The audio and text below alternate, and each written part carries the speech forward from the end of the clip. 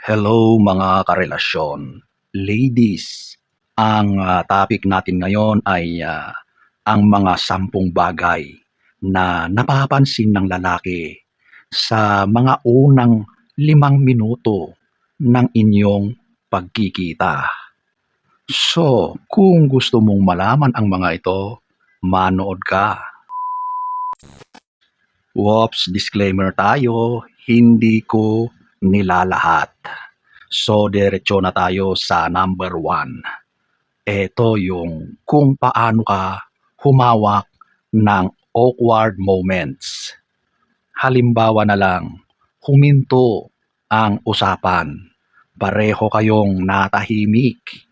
May mga taong biglang nagpapanik at kung ano-ano na ang mga pinagsasabi.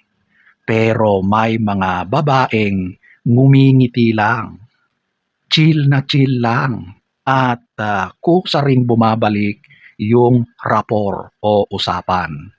Sa isip ng lalaki, ang gaan-gaan niyang kasama.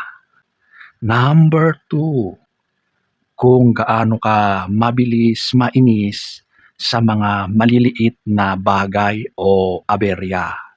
Halimbawa ulit, na late lang ang order mo o kaya traffic o di kaya naligaw kayo. Mainit, maalinsangan ang panahon.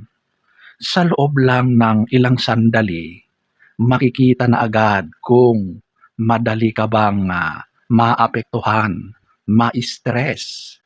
At maraming lalaki ang mapapaisip kung simpleng problema ay ganito ka na, paano na kaya sa mga mas malaking problema o pagsubok? Number 3, kung paano ka tumingin kapag interesado ka. Hindi lang ito tungkol sa eye contact o kung paano ka tumingin. Mas malalim pa ito. Kapag may kinukwento ang lalaki, nakikita niya kung nakikinig ka para lang makasagot o nakikinig ka dahil interesado ka o gusto mong maintindihan.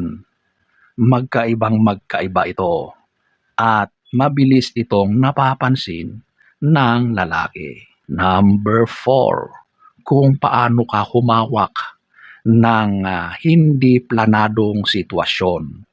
Halimbawa na lang, biglang umulan o kaya nabago ang plano o kaya worst, sarado pala ang pupuntahan ninyo.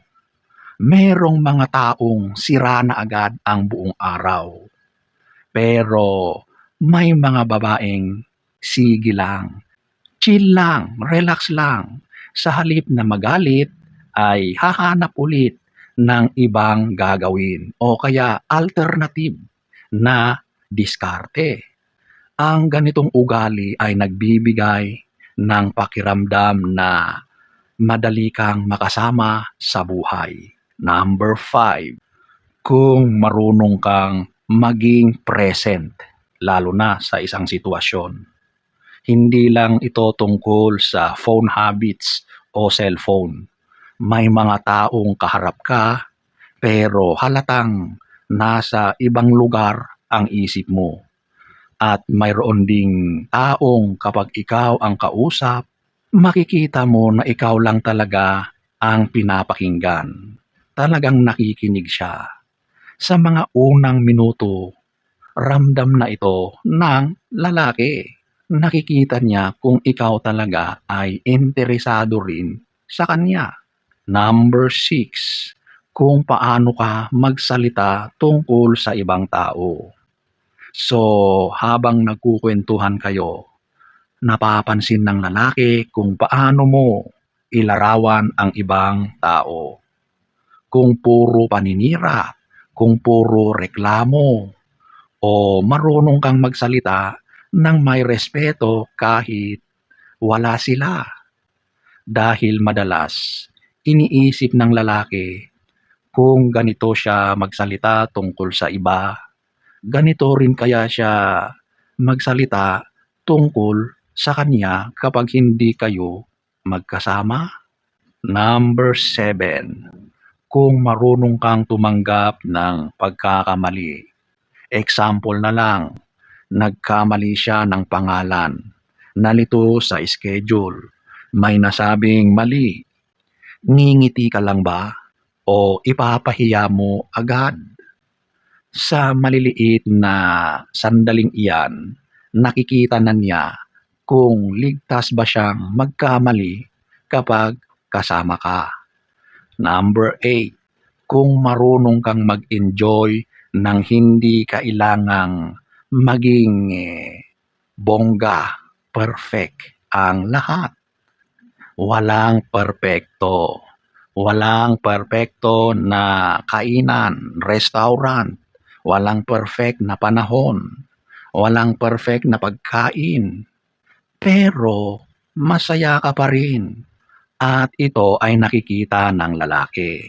Dahil ang ganitong tao marunong gumawa ng magandang mga alaala kahit sa mga pagkakataon na merong mga simpleng problema o kaya sa mga ordinaryong mga araw. Number 9, kung ano ang nararamdaman niya sa sarili niya kapag kasama ka. Sa mga unang tagpo ninyo, sa mga unang minuto, hindi pa niya alam ang mga gusto mo. Hindi pa niya alam ang mga detalye mo. Pero may isang bagay siyang nararamdaman. Mas kampante ba siya? Mas magaan ba ang loob niya? Mas naging totoo ba siya? Dahil sa huli, hindi pala ikaw ang unang sinusukat ng isang lalaki, kundi ang pakiramdam niya sa sarili niya kapag nasa tabi ka. At iyon ang unang impression na mahirap burahin. Number 10, kung marunong kang magbigay ng espasyo sa usapan. May mga taong bawat segundo kailangang sila ang magsalita. Mayroong ibang marunong magbigay ng pagkakataon para magsalita rin. Kapag hindi mo inaagaw ang bawat sandali, mas nagiging natural ang usapan at mas gusto kang kausapin. So, ayan po mga karelasyon. Maraming tao ang naniniwalang ang unang 5 minuto ay tungkol lang sa itsura. Pero sa totoong buhay, sa realidad, mas mabilis mapansin ang ugali kaysa sa inaakala natin. Dahil ang unang impression ay hindi lang nabubuo sa nakikita ng mata. Nabubuo ito sa pakiramdam na naiiwan mo sa isang tao.